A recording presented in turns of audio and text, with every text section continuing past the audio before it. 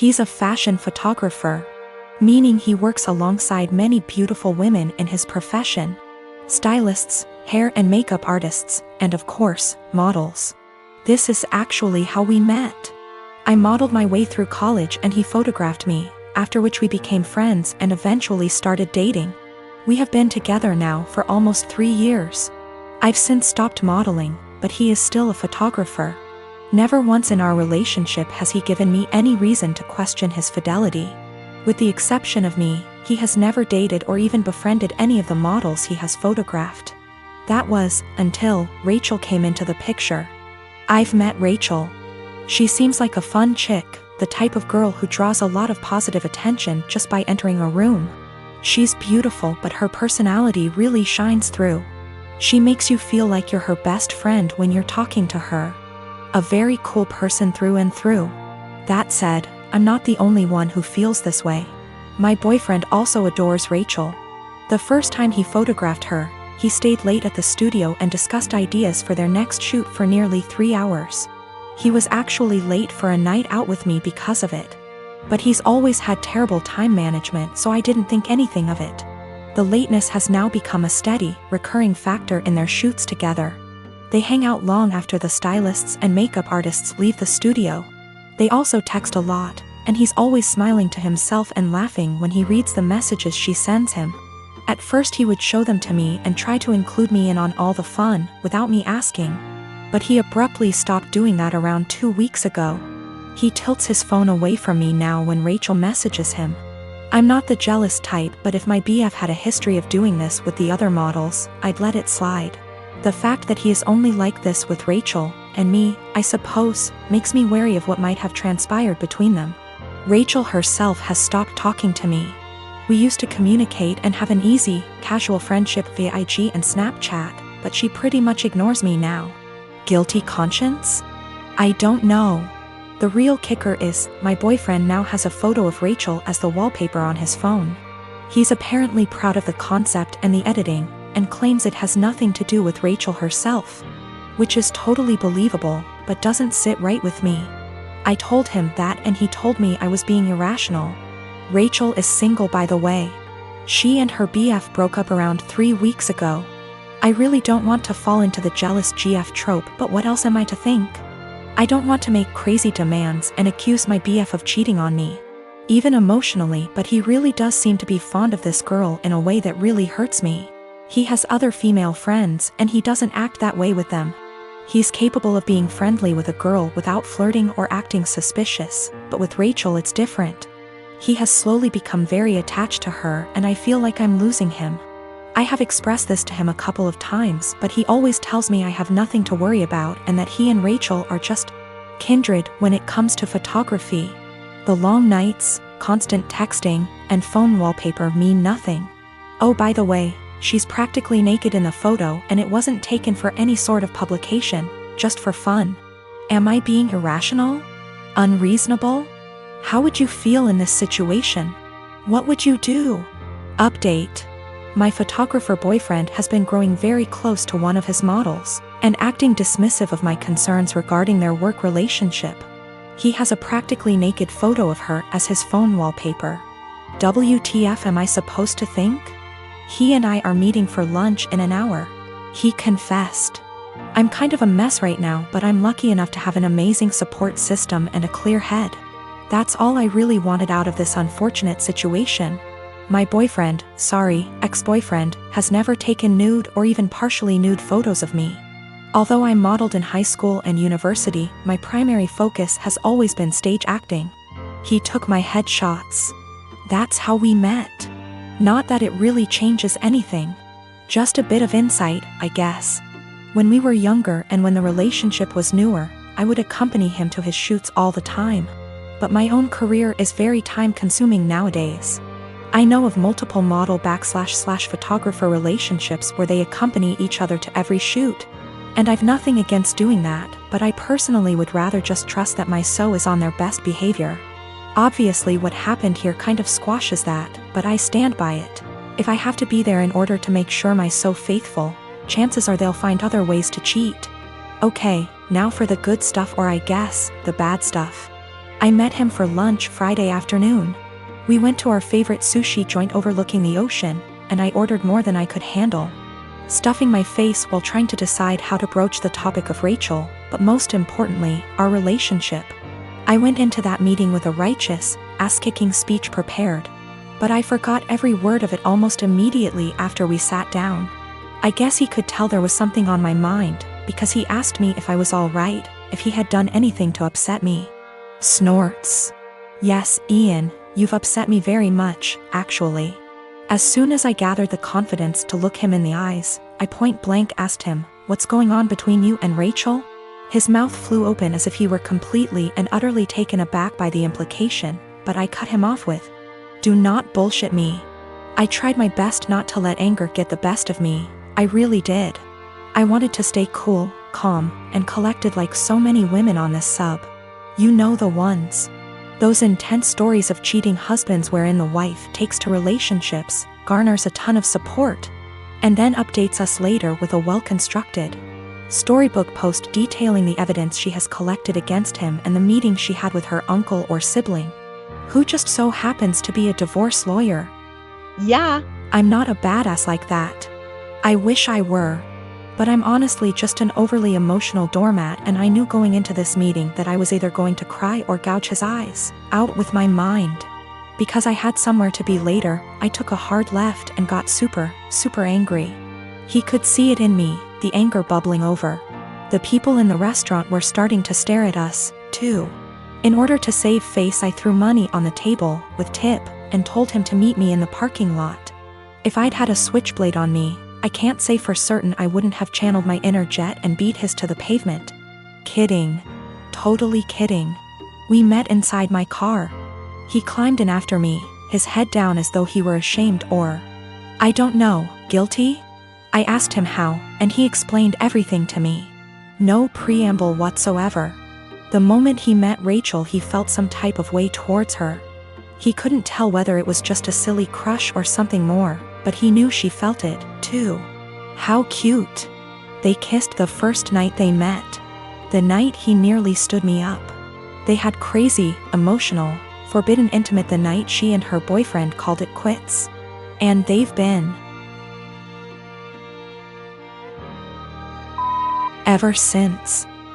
He mentioned he has always used a condom with her, but I don't care. I'm getting tested. I should mention Rachel was the one who was broken up with in her previous relationship. I don't know why or how. I didn't ask and I don't care to know. Funnily enough, Ian said he doesn't want to be with Rachel, he wants to be with me.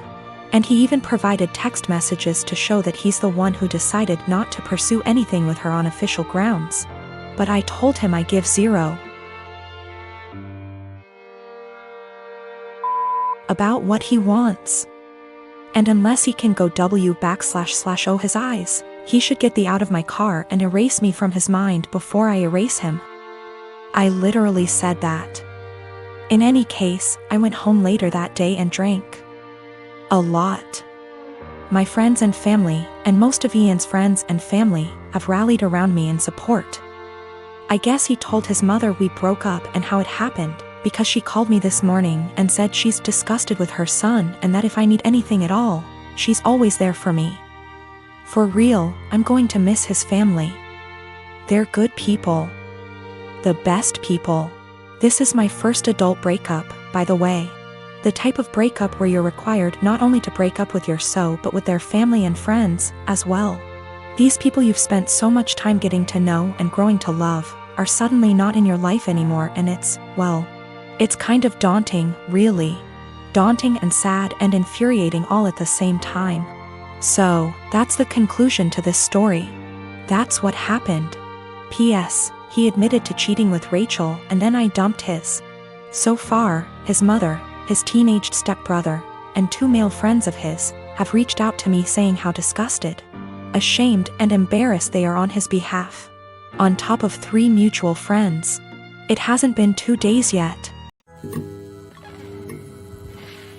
My sister-in-law and I have an agreement. She watches my kids 3 days a week, and I watch hers 3 days a week. This agreement has stood since March 2020 without issues. Any changes have been discussed weeks in advance. A couple weeks ago, we had an argument. The next day, I brought my kids to her house, dropped them off, and left. I didn't speak to my sister-in-law, because when one of us is in a rush, like I was, it's standard for us to just let the kids out, stay in the car, and drive off when you see the door open. I drove to work, about 40 minutes away. When I got there, I had about 20 missed calls, and even more texts, all from my sister-in-law, all saying she didn't want to watch the kids given our argument. Her first text arrived a little before I got to her place, but I didn't see it until I got to work because my phone is always on silent when I drive. I rang her, said I'll arrange to work from home, then come get the kids. She said I have 45 minutes to get back to her place or she would call the police. I told my supervisor the situation, and she said I could leave after I did a few things. This delayed me 20 minutes. When I got back to my sister-in-law's, just over an hour later, she said she'd already called the police when the 45 minutes ran out. I then had to stick around long enough to tell the officer that I didn't abandon my children, there was just a communication issue. Sister-in-law and I had another shouting match later over this. I arranged other childcare for my kids and I've been mostly ignoring her since. However, she reached out and apologized, and has asked if I'd be willing to go back to the old childcare arrangement. I work with kids. If I got child abandonment on my record, I would never work in my field again, which she knew. And her calling the police was a massive overreaction, so if she needs a babysitter she can go whistle for all I care. She said that if I checked my phone, talked to her that morning, or came back when I was supposed to, she would not have needed to call the police, and I did this to myself. As she gave me a warning with that first text and I could have checked my phone or spoken to her directly when I got to her place. All of which she says she would have done if she were in my position, given that we'd argued the night before. I've told her that if she thinks I'm babysitting for her, she's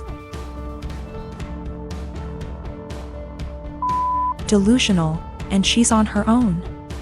Because of my refusal, it's looking like she may have to quit her job because my brother and her would pay more for a babysitter than they would earn from her working. My mother and brother have both called me an arsehole because there were no consequences to her calling the police, and that while she overreacted, she's apologized, so if I really forgive her, I'll let us move on. This income loss would also mean that she, my brother, and my niece and nephew might need to move somewhere cheaper. That my brother might have to take on extra hours at work. And in an extreme scenario they may even be completely unable to live independently, meaning they'd have to move in with her parents, who live several hours away. I am 25 years old, my brother is 22. He lives with me since he moved out of our parents' house, reasons are irrelevant. I came home to find him with his buddies in my home, getting wasted. I was pissed because he never asked if he could have people over. I'm an adult OP. I can do what I want. Apparently he and his friends were throwing a bullet-dodged party. He had been seeing this girl for a bit. She texted him letting him know that she was pregnant, but planning to abort the baby. She asked if he could financially help her pay for the operation. He blocked her. I was horrified. Apparently he and his brilliant friends decided that she had lied about taking birth control, because it's impossible for women to get pregnant if they're on the pill. I was completely disgusted not only by their ignorance towards birth control and safe sex, but by the fact that he would block a girl and leave her completely on her own to handle a problem that he was at least 50% responsible for. I told him, in these exact words, pack your shit and get the out. Obviously more than this has happened in the past. But this was my breaking point. I had tried so hard to bend over backwards for my baby brother. House him when he was homeless, help him get a job, give him rides, only for him to turn out like that? Nope. So anyways, he and his friends stood there like they didn't think I was serious. I said again, all of you get the out. I don't want to see any of you here again. I told him in no uncertain terms that he needed to collect his things and leave. If he was old enough to make big boy decisions, he was old enough to find a place on his own. He straight up said no. So I lost my temper. I grabbed as much of his stuff as I could, crammed it into a suitcase, and put / through the suitcase outside. I shouted that if he didn't leave I would call the police. Fast forward tears and begging, he was finally out. That night I got several messages that I was heartless for making him homeless. The pregnancy wasn't his fault because, 1, it was an accident. 2, they weren't a serious couple, so he has no reason to help her. 3, she should have been more careful. I called bull and said I would never allow someone with that sick mindset live under my roof. I said that he is not my brother and I don't want anything to do with him. My parents, my aunts, and some cousins are with me, but that leaves about 3/4 of the family against me. They think that I should support him because he is my brother. I should have given him time. He's not on the lease BTW. And he was supposed to pay rent but often didn't, and the punishment just didn't fit the crime. I am currently trying to track the girl down. She is an old work colleague of his. And am trying to find his old coworkers to figure out her contact info and see if I can help in any way. I am a 32 years old female, and I was raised Mormon, but I'm not now, nor do I follow any other religion. My mom is still very much in the cult. As such, she has the typical Mormon mindset regarding gender roles and all that bullshit. Granted, I still think she'd be this way without her religion, though maybe not as bad. We get along splendidly, except when the topic of her religion comes up, which doesn't often. She's visiting right now. I don't see her in person much, but she came down for my birthday. It's also important to note that I have 2 sons. My 5-year-old has a mohawk. My 3-year-old has shaggy, shoulder-length hair.